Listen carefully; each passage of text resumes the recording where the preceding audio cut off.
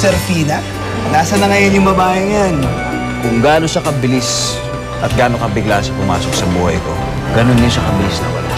I don't know what's happening to me, pero gusto ko parati siyang nakikita, nakakausap. It's not me. Nagmumukha akong tanga eh. And that's the truth. I miss her. Ang pag-ibig ko na panghabang buhay rin. Akala ko nananaginip lang ako. Ibig mo.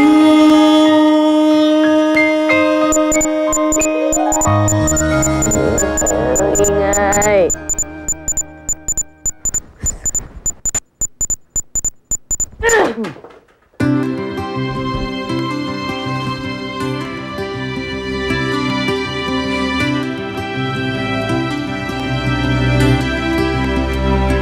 Bakit tumatawa ka? Wala. Sige na, tulog ka lang. Paano ako makakatulog? Store ba yung alarm clock mo?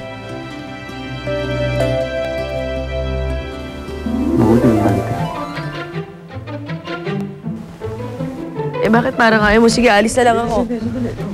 Stay. Saka lang. Gutom na ako eh. Papaluto lang ako. Diyan ka lang, ha? Sama ako. Hindi. Ako na.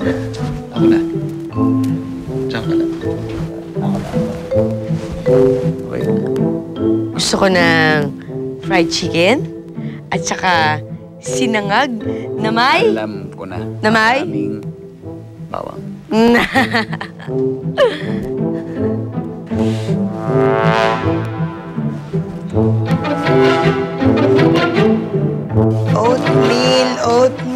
Oatmeal.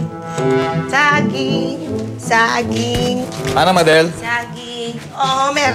Oh, ano yung niluluto nyo? Mukhang masarap, ah. Oatmeal.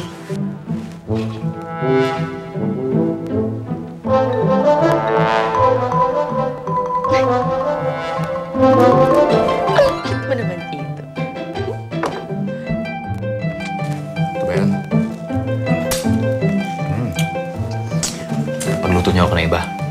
Gusto ko fried chicken sa sinangag.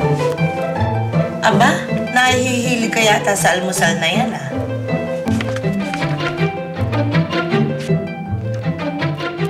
Hindi naman masyadong busy ang sked ni Homer. Medyo. Basta pagkatapos, pakiakit na sa kwarto. Alam niyo na yung... Homer, sandali. Kagabi umuwi ka ng lasing. May problema ka ba? Gusto mo ba pag-usapan natin? Problema? Wala problema. Okay nga ako eh. In fact, okay nga eh. Kaya, pakiakit na lang, gutom na ako ha. Pakibilisan ha.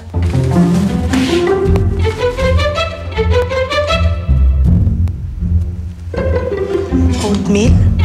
Sarap? Serfina?